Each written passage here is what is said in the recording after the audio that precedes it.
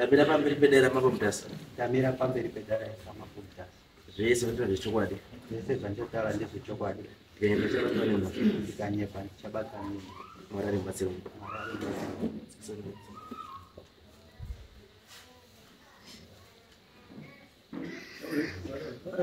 Pamusoro mapomutasa nemapomutasa ini ndinoitwa Tendai Chazule ndinogara muguku rapima nzvimbo yaishe Mandela. Ndauya pano kunomangarira Ngoni Sananga naTendai Sananga wari kuramba vachida kutora nzvimbo yangu nechisimba, wari kurima mabhanana vachisima michero. Takaenda kudare raishe Mandela wakadaidzwa wakaramba wakati isusu hatinei naSabhuku hatinei dare raishe. Nzvimbo iyi ndakaipiwa neSururu Group, vanhu veSururu Group ndivo vakandipa nzvimbo iyi. Ndine umbo hwejudgment dzakaitwa waishe Mandela.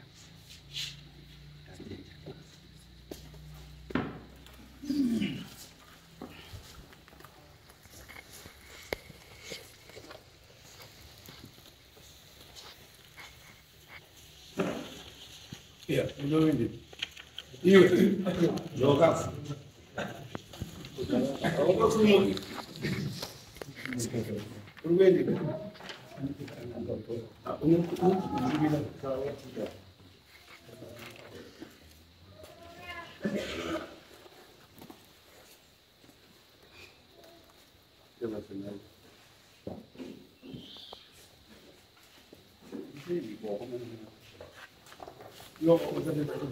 Mama pensa to è.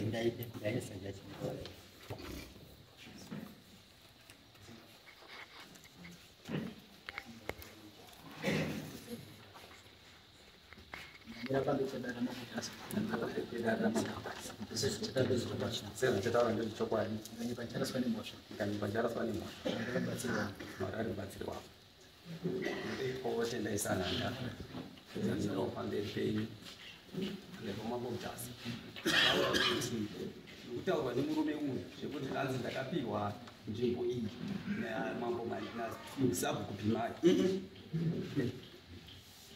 Imimi makatana nzvimbo nechisimba. Ndokonotanga kupindura ipapo.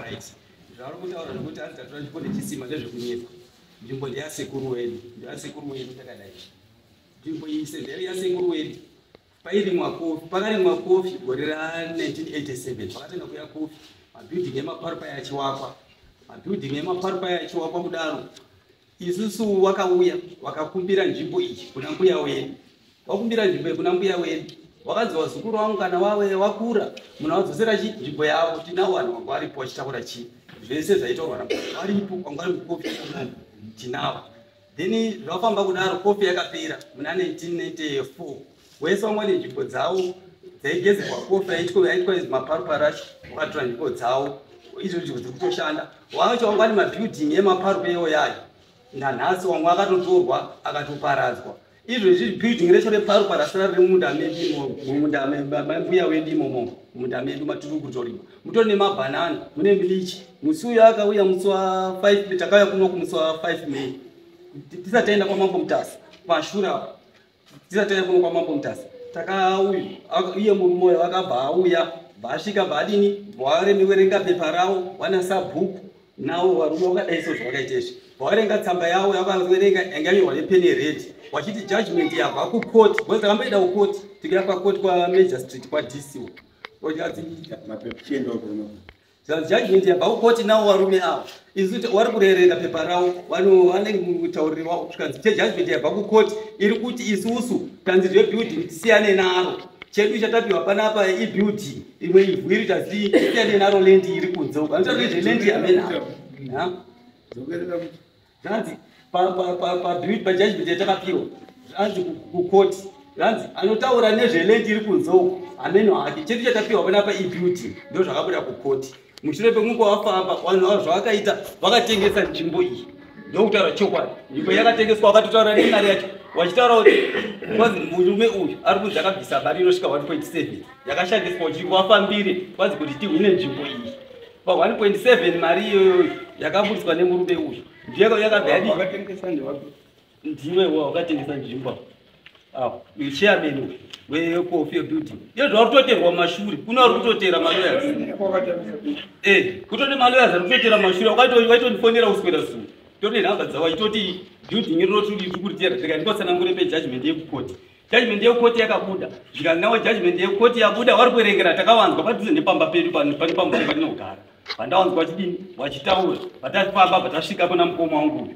tasvika kugara mukati mebuilding mewehausiya iyi ndipo poitaura maminetsi avo because maminetsi akabva kukoti kwatakabva tiri kunzi chedu takahwina ibuilding panapa ende building yacho takazobuda zvekunge tatomira tabatsirwa neloya dai pasina loya pasina chedu panapa wachidini wachitaurirana varimo pagurupu revanhu vekofiri rangine vanhu 84 pavanhu 84 iwavoka nehambe yevanhu vekuti vakawirirana kuti building nderedu mamine vanhu 60 handisi kunyepa ndevo vangu varipo kubva sinzi vapaita meeting kuti vatengese building iri vatengeserana uyu ndipo apa takazoona wakazura wakubvisa marata ebuilding rearia wabvisa marata ebuilding rearia isi building hatinei basa naro isi takatosiya zvakadaro because building vapesa takatanga kufamba tieno makoti isu building hatina kubvira tambodii tatombotitula building isu munhu yavo takatotanga kutorimba kubva muma 2016 tatoenda kuna chairman wavo asiri uyu anonzi wamuganyura waDavid Matimbi ndiye angari chairman iwe wakazotopinda pachairman yavo yekugadzira waona unotengesa nzvimbo muna 2021 watengesa nzvimbo iyi 2021 ndipo pakatanga kuti nyaya iyi watengesa nzvimbo iye murume uyu nasabhuku uyu ndakaona achitendera mukati meyadhimomo pana notaura nawo kugorera 2021 anene ndakavabvunza kana kudii vari kutenderana vachirakidzana vachirakidzana hapane ndakati vandaida kumba ndataura vabereki vamunhu kati vana mhai nana mukoma zvino zvandaona vanhu varudii vanhu varikutenderera meyadhimomo tikanzi ndikati oraiti meyadhimomo mutori nemabhanana ezvezvi murume uyu azouya musi kuma2 kwaApril kuma2 kwaMei ndipo patakamuona kuti akutematema yadhiya iyi after wadini wasarenderana building isu takabva tatora kawaya kedu ketemporary pataisa kawaya kedu tikati vanhu wasarenderana building ndo pataisa remuridzwaro achapinda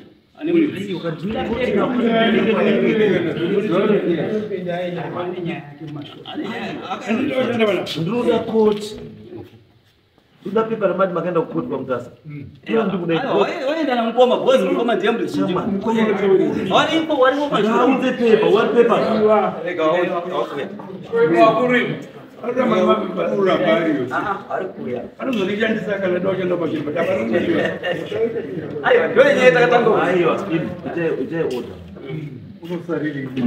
tikuti susuda mapepa because kana nyaya yakaenda kukoti handikwanisi kuproceda nenyaya iyi kana zvisina kuona koti yakati chii handizo saka ndikusuda mapepa ekoti ndigaidwe kuti koti yakati chii ndindoita zvandikuita ndakati ndiri kugaidwa nezvakataurwa nekoti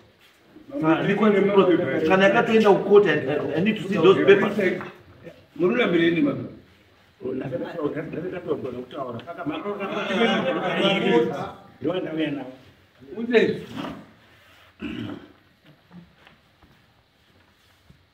ndiri kundita pakamapo mutasa kuenda kumagistrate court iyi judgment yeBilmandera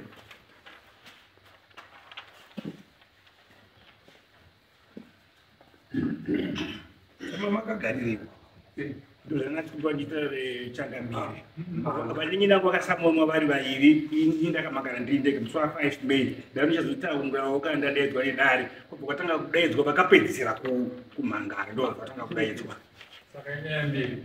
inyaya imwe chete yenzvimbo imwe chete indakamagara musi wa5 May vakazomhangarira nyingi nawo musi wa24 May ndoda kuimba kudara handisi yangu munyori wedare kuti achifambisa sei kuti ndakatanga ndinoda kupedzisira handikwanisipazi yangu ndinonzi Chirango Godfrey Sananga.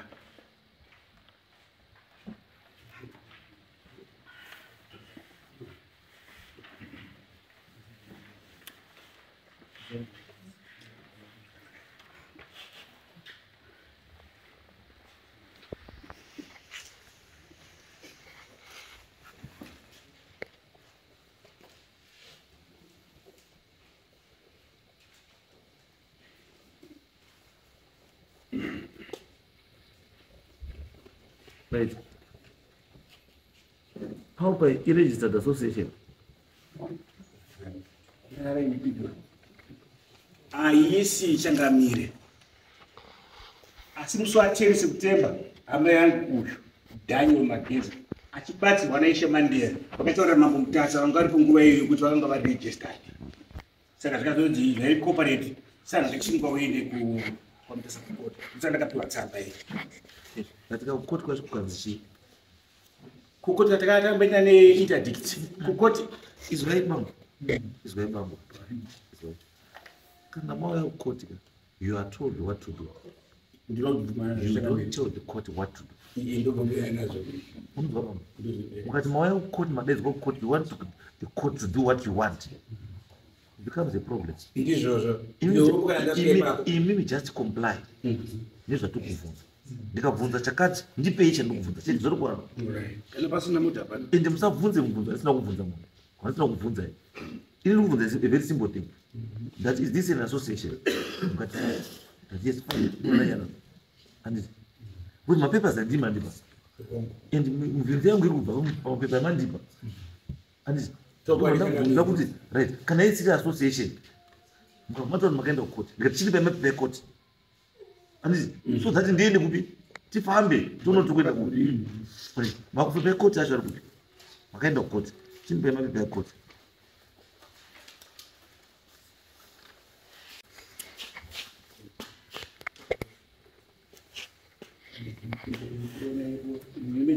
Mutasa chega kufa June.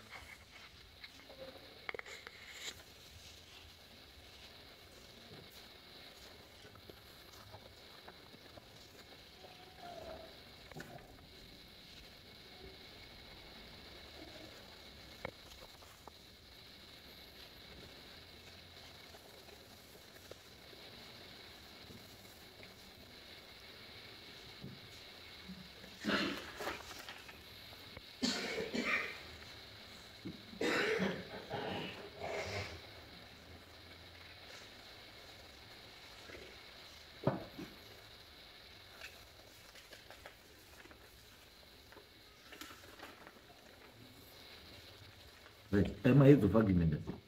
Do the judgment. Where is the judgment?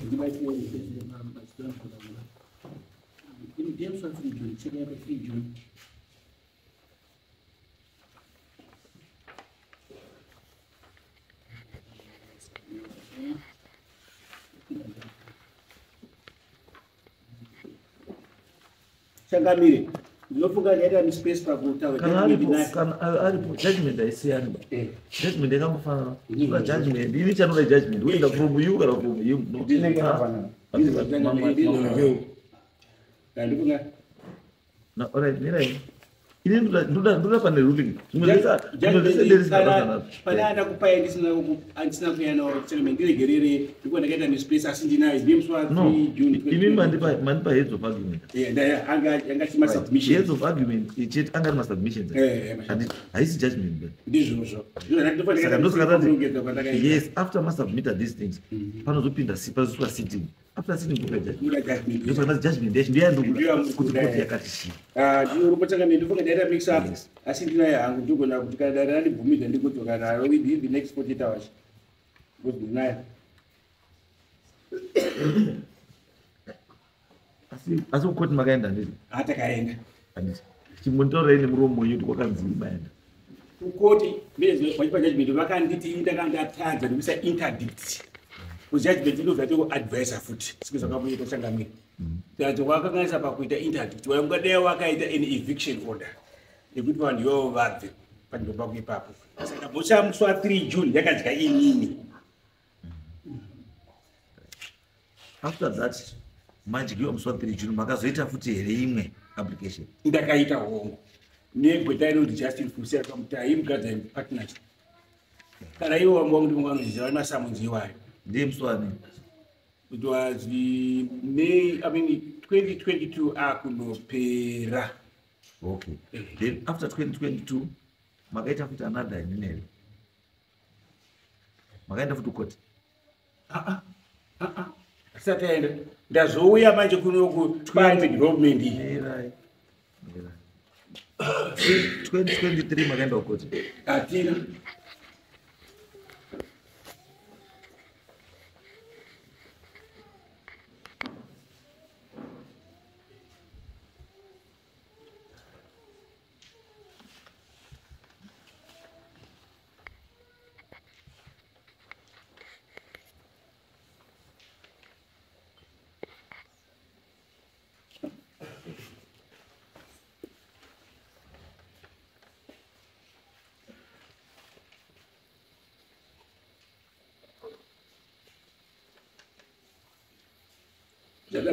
Judgment ikazviwa musi wa3 June 2023 tatanga 2022 kuenda pasabhuku kuenda paishe kuenda kama mutasa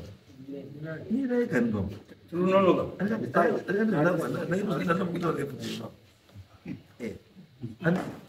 chirango Godfrey ndiye ndini samangana Daniel Mageza tendeka zuri ndiye panditi according to this judgment and you made an interdict in a virus and so interdict kaneka rasco zvinorevei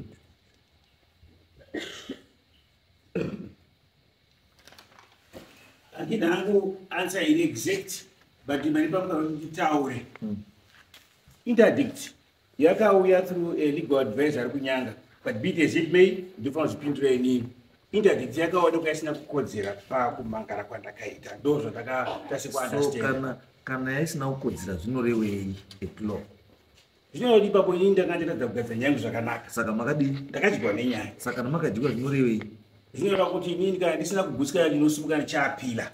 Did you do that? Ndakadaro changamiri Makiva zvaita andina kuzati angadika pana pasi ndinawo zvangu kana ivo shamwari dzangu izvo vanozviziva vakabinga negweta ravo imunoziva zvirere ndonditsiya kufamba nenyaya yenyu kuti ndizive munoziva nditsiya kufamba nenyaya yenyu kuti pamakadyiwa chokwadi madyiwa it means kuti ka status quo in that given time ndiyo yakanga iri ndizvozvo and the status quo yaitaura kuti uyu angabvumidzwa kuti akontinue nezvaari kuita and then you appealed against that and ndinga mapepa yappeal andida kuziva changamiri asataenda judgment asataenda judgment sataenda ndaapila asataenda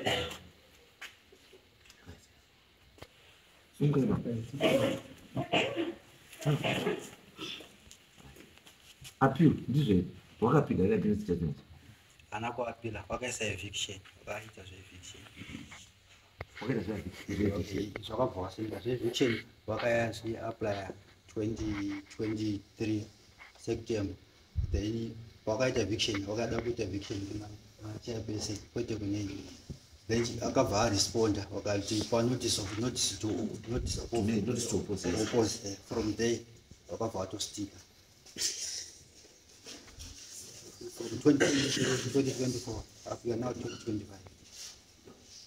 Right. Wakuru, might appeal, what was the response from the court? Court yakati andina kuenda mudasi ndakutora changamiri ndiri kuti izvaifamba wakatora kwadzingwe makatora ngwadzingwe uongo handiti chokwadi dare rikati handiti rikati tozindapindurira asataenda kudare ipapo ndosaka ndiri kubvunza kuti dare rikamakaita application 2023 this is 2025 chokwadi 2 years makamirira kuti muchadaidzwa nedare uyo lawyer akamboitawo dambudziko raakaitawo ini pane dambudziko rekurwara izvaibambo ndinoda kuti ubatsirei so that you understand nyaya iri apa ka handiti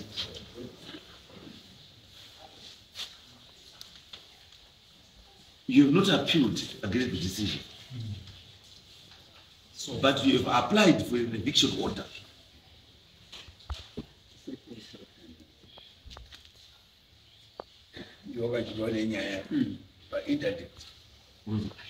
Interdict pamakaita interdict yange iri kustopa uyu kuti amire kurima kufenza kuita sei whatever zvaari kuita ipapo madevelopments ese adi amire handiti saka maenda kukoti ndobva masvika pamadyiwa zvichirewei zvichireva kuti koti yakati iwe proceed kontinya nezvorukuita sei nezvorukuita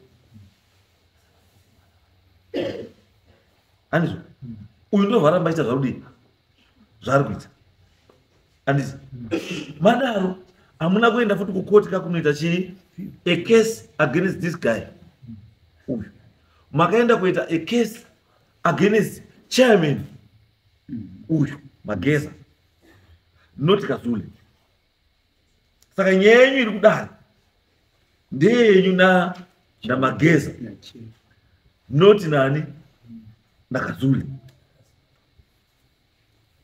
Sangamire maita yaini kudipa that highlight. Yes. Ine pepa pano isena the form yakaitwa na Kazule. Ine zvemafuta nechi zvese handina chido kana mapepa edzo magimenda zvine ndizvo major street zvamakaenda. Ini ndinoziya preposition yenyu current so that I know kuti court yakati chii.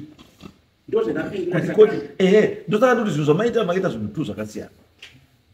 Ndoze ndapinda Sangamire kuti izvai zvebamu zvanokuza kubatsira. Ndo ndikubatsirei bamu kuti eviction handisi neinterdict zvinhu tu zvakadii zvakasiyana. Eviction iri kuti kutoda kubvisa maita application kuti munhu ngaatobve pai pazvimbo, asi interdict matadini amire zvari kudini zvari kuita izvozvo angamuna zvinotaura munoziva pointi yanotaura, asi kukoti kwenyu hamusati maita anything chekuti chinomisa uyu kuita zvari kuita. Havana legal document zvikumupa kuita zvakati. Hakuna ndosati kubvunza kuti kukoti makaperera papi because hamuna matsamba imimi yekukoti iri kumisa uyu to do anything because interdict uyu yakatohwina yenyu yakaramba interdict. Saka uyu ari kungokonita because as of now hamuna chinomumisa bokuti aite zvari kuita because koti yakamutaura kuti court proceed. Lawyer renyu rakati Lawyer rangu riri kuprocess mapapers iwayo. Right. Saka na malawyer ari kuprocess mapapers ka ati haasati amo unoramba ari kuita uyu aramba kuita zvari kuita. Lawyer para kuziva nini Sangamire pamunhu ngandiri ronga sido dizise ndireze kuti bugona kupicha chakamuchaita. Sangamire pre-trial conference ndo pa stage ya chini. The reason why ndazo yangu nokumabona kazi ari padenga iwe development yakuitika wakumusha izvozvi yakatanga muna April. It's not that kanisiza kuti kazi rano yapapi. Ava samageza ava vagara vari chairman. Watofunga kuti kana ndikavati next shift chairperson ava ngarambi yakasofira kudara. Saka mageza vazouya 21 22 leading kuti nzvimbo yako zvienda kuna Kazure. Handiti muri kunzwa kuti Kazure vazouya pameeting Dilema issues babu. Ini zvada kutaura zviri. Handitori na jurisdiction yekuti kutaura nezvo. Okay. Because if your case is before the kwa major state, inofana kutanga yapera kwa major state. Then izouya kuti yozokwadi. But chandinoda kuchitira kuda kuti ndikubatsirei kuti kana munoda nyaya yenyu munofana kuenda sei muchiita sei. Because as long as uyu asati asembwa any paper from court and hapana chinomumisa kuita zvake. And papepa penyu according to these papers and bepa ramambo akanga ripo before inini riri kutaura kuti it was said kuti chinhu ichi is an association, it's a registered association and saka kana iri a registered association andika imi muchiramba kuti it's a registered association and it's not his duty to prove beyond reasonable doubt kuti haisi association. It's your duty now imimi muri kuti haisiri a registered association to prove to everyone that it's not a registered association. Yes. If it is not a registered association, then from there now, and makona kuti Mageza kutobuda mukati because hasina basa munyaya because association haipo. And saka chekutanga chiripo ndechekuti tangai maona kuti association iripo here kana kuti haipo because muridzo yechinhu according to these papers Alikualidza kuti It is alleged kuti muridzi wenzvimbo iyi akazopa Kazule association. Right. Changamire, tiri kusvika out of throne tasvika kudarira Changamire. Hama dzangu idzi tapinda mudaramo kutesa musi wa10 September. Musi wa12 ndotambira kunhare kubva kune vakanga vari kunyora mumutasa kuti hama dzako dziye dzauya pano dziri kuti takanyepera dare musesondo. Mira, kwandiri manje izvozvo iyese. Yes, I agree. Yes, it's hearsay, so I do not entertain hearsay. Okay. Ndezvenyu muri tuunani naCraig, but handina document riri kutaura kuti wakazodzoka kwamambo wachitaura kuti tanyepa. Handiti saka dai pave nepepa rinotaura kuti tanyepa, handiti ka, then it was okay. Imi it was also going to be an advantage to you, because mamuchazoshandisa pepa iroro kwandiri nekukoti kuti vanhu wakanyepa apa ndobva wazotara wega kuti chii kuti takanyepa. Handiti kungora saka izvozvo handindateni why because I was not there, handina kutaurwa handisipo. Saka ini chandikuita ndekuti kuteedzera mapepa akanyora mambo akanga ari kuendesa ndava ndo andikutsvaya kuti ndione kuti yanga isvika papi nekubatsira imi because ini chandinoda kuti vanhu rami makabvisa every time ipfungwa yekuti randaya kudarika kunofanira kuita number 1 nenumber 2. ini ndo ramandaka kutaura kuti no kana mauya kudare kunoko handiti it's not about winning handiti but it's about getting your case solved. Kuti muende kupi muende kumberi ndo zviri important. Munosandudzwa kuti kana mauya panapa ini basa rangu handiti kuti iwe wahiwa. No, to me it doesn't make sense. Iwe wahiwa wawina then what, but zvasorova here the social aspect iri kumusha hazvina. Ndati muende kugarisana zvakanaka here hamuna. ai kana mauya panapa ndichikuti ai waona iwe une mbotsva iwewe ona iwewe ndiwe wakashaisha iwe wakashaisha asi chegadzisai apa neapa neapa kuti muende mberi zvakadii. Andizvo ndinge ndaita mutongi akangwara noti kuti ndibve kuno mudati iwewe changari iwe watohiwa nemboswa chibva takutakura mabhaketi ako izvi zviokobva ipapo iyo handina zvandaita. Saka ndiri kuti mamiriro akaita nyaya yenyu handiti so far haina zvairi kutaura haiti kureva chinhu because kwamakada kuenda kukoti hamuna kupedza handiti asi kwamaenda futi kutraditional you cannot mix the two. Kana mafunga kuti muda kuita chinhu ichi chiri kutraditional ngatiperere kupi traditional. Kana mafunga kuti muda kuenda zvemakosi edu eDutch Roman law endai kupi ikoko zvoperera kupi ikoko. Because kana iri communal land why area ino ikangodeclarewa chete kuti icommunal area major stitu yanoripira futi back kuna mambo tichiende kuna mambo ndiye mambo ati agadzise nyaya ichokwadi Changamire kana ndosaka tienda sana ngatamufunira kuti pane development yakumusha zvira tichiende kwamambo mutasa saka takauya kuna mambo mutasa ndosaka ndikutaura manje kuti mapapers are very important because kana yatodai yatora this legal route handiti pamwe pacho ndinozoonekwa ndisiri kuside kuri right because handifani kucontesta zvinhu zvataurwa najaji handifani kucontesta zvinhu zvataurwa nani namagistrate handiti ini changubatikidza kuti kana magistrate nyaya yeruzvo yakapera ndokubatsira kuti nzwisise kuti nyaya yakapera sei handizvo. Saka ndikuti apa mamiriro akaita zvakaita izvizvi right now zvangofanira kuti hamusani matanga pamamungori pakutanga ndo pamuri because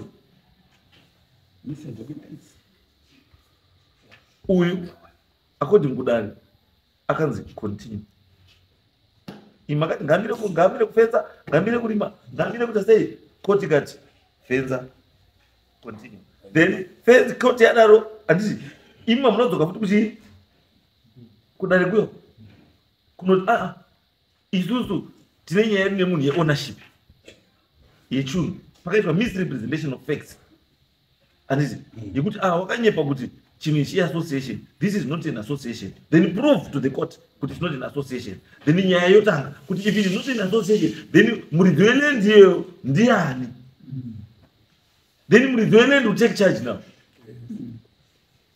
and saka izvo muda zviri zvimuda muri kupedza mari nenguva asi kwamuri kuenda kudi hapana chekutanga establishai kuti chinhu ichi land iyi kana mati haisiri inde yeassociation iri registered handiti association iyi yakamboexista here muarea imo ichiita nezvei kuti izopiwe lendi iyoyo mamuchishandisa izina association yakambopiwa naye kana yakazoparara association then lendi iyo yakadzoka kunaye.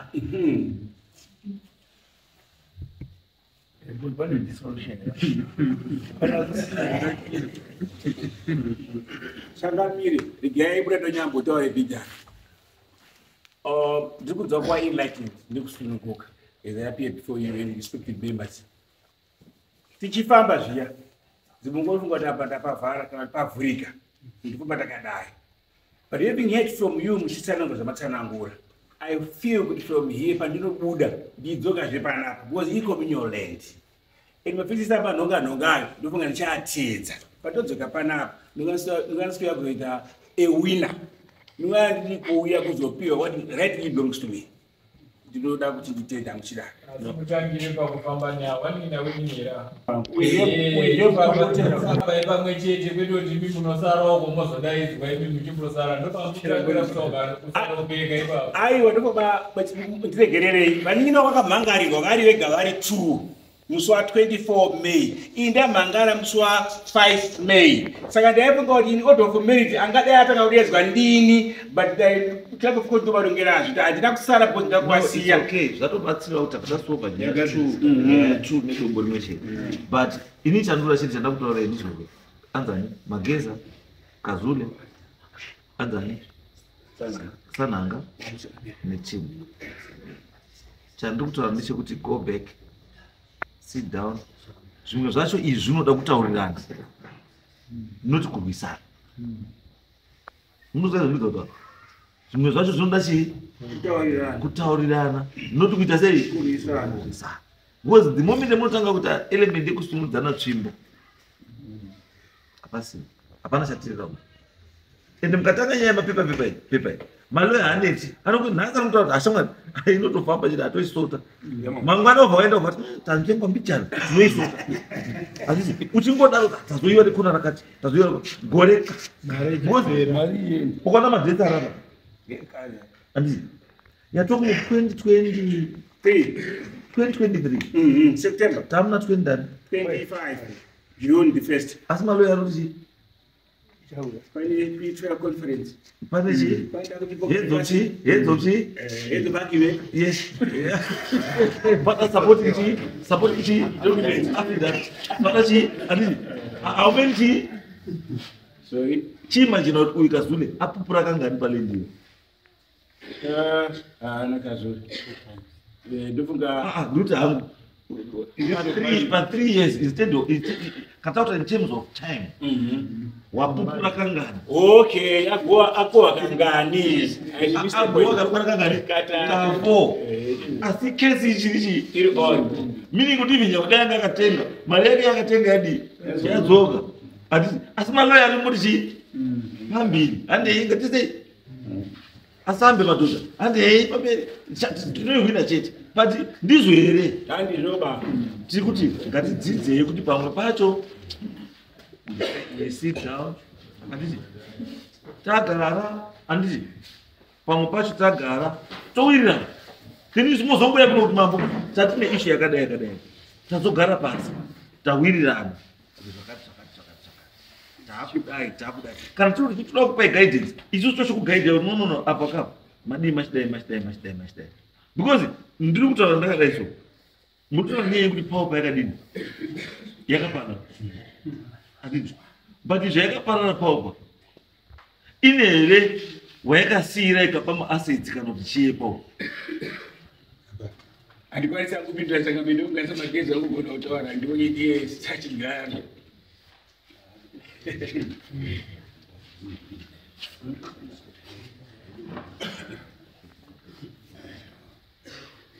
right andingamazvainduza kuti munoti pane imba iripo pane chii zvipo adongo chakamire izwai murikuzaizvizvota idongo asi yakasiyiwa riri imba dongo hatitange nekuita dongo rinotanga raita imba rozoita dongo paranga riri imba pakaenda vanhu rakambosiyirwa ani zvingerani right gurupu riripo handiti ndati gurupu riripo here aiwa izwa saka kana kuri group rakaparara kambani yakaparara ibva yasiyira group rasiyirwa ndobva raparara ndozvamuta saka izvozvi hapana muridzi izvaibamu ini ndogara ndakataura zvakawanda uine chaunoziva tasei taura kana usingazivi tasei nyarara hako unobvei ukanyarara unobvei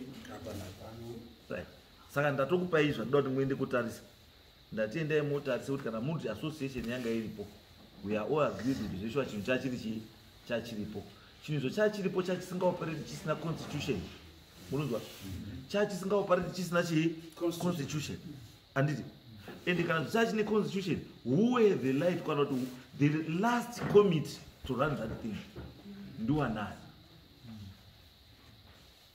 pane surviving members from the committee pakaitwa kambani payakaparara yonzi iripo ndiwanani yoestablishwa kuti pana ningi which is right izvo chinhu chakaparara makachipiwa nekambani anditi kambani yakati kudii tipei mapepa kana aripo mapepa because you may be surprised pane mapepa aripo arikusova nyaya dzese if the constitution is there then the constitution should guide us kana constitution pasina anditi then hapasina manje nesimba over that thing unless munhu pakatsva chinhu ichi anditi chinhu ichi chafa anditi imimi as community anditi makabva machirevaiva mukakontinya nacho pamakakontinya nacho wakanga wari uchitungamira ndiani nani muine mutemo upi neupi mukuona zvindokubatsirai because ini chandoziva dhona rikauya mamutasa rikasvika rikawaka mabuildings apo anditi kana rapedza program yavo zvavanga uda kuita gore ravo rapera wakuda kuenda wanodonata mabuildings yavo kumutasa rural district council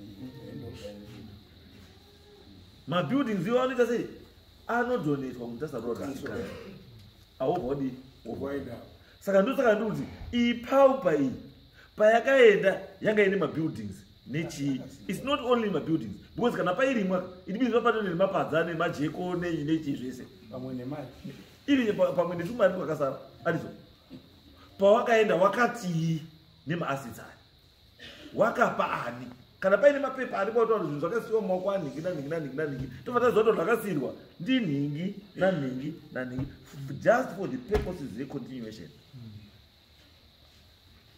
changamira kukomenda panyaya yamagizura kutaurirana ndofunga ndozvanga zvingoi ndakakuriramo ndakazvarirwa amweni pandakauya ndainoona sabhuku ndauyawo ndazwa nyaya ndingodidini sabhuku kati nyenyoka nhanga ichamboitiba dzike kwaishe mandera ndikati handidziki ndegaba handine magumba ndakana ishe musipo kuti mindifambe nemi chii chingodikanwa aibva ataura ndiimurongedza tibva tadzika vaishe mandera tichidzoka ishe mandera vakanditi ndada ndokumbirawo zvekuti ishe muuye titaure nevanhu ava for example ava munyino wakashayika ndiyange shamwari yangu saka ndovati ndikobatai so ndaona kuti ndizva ndinoziva ndakakura navavo tozobvisana nyaya iri yakafanana neiyi tasvika kwaishe isakati musi wa19 wakumbira ndingandiri kufield day ndikati any other day ndisiri 19 ndikokumirirai izvo ndazvizwa bamu but chandikutaura kamuzva rushika panda point yangu madii maizwa ndaizwa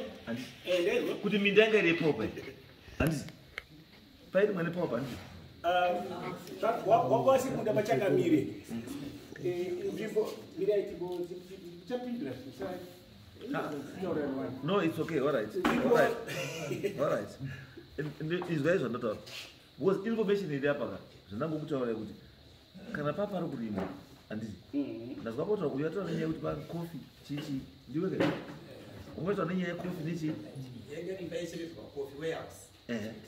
paka pasingarimwi pasingarimwi izwa izvi mirai ndo pari kuya question yangu kuti kana yanga iri warehouse handisi yaichengeterwa kofi nechii warehouse yanga yakawakwa munda mari mandanga sanhanga zvainga akawakawo anga akapa here, anga akatengesa here, anga akadii akadini mirai akadini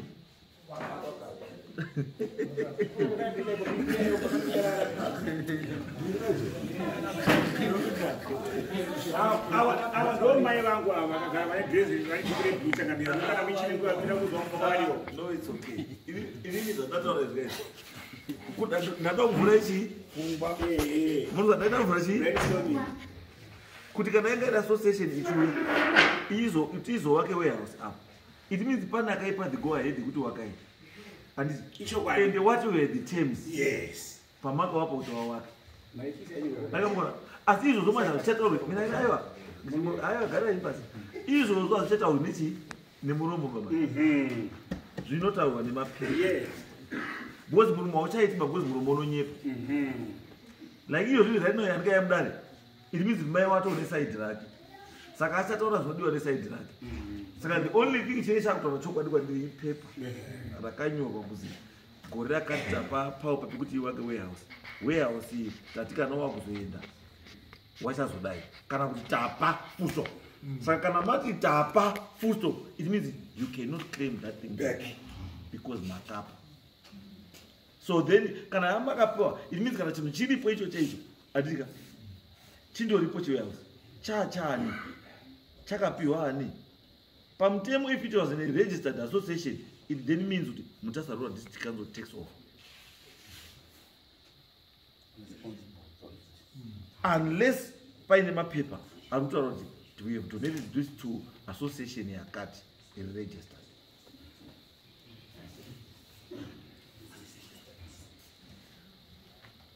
Anyway, chendai muite zvandati muite, then come back to me. Asi ndangokuti mudini?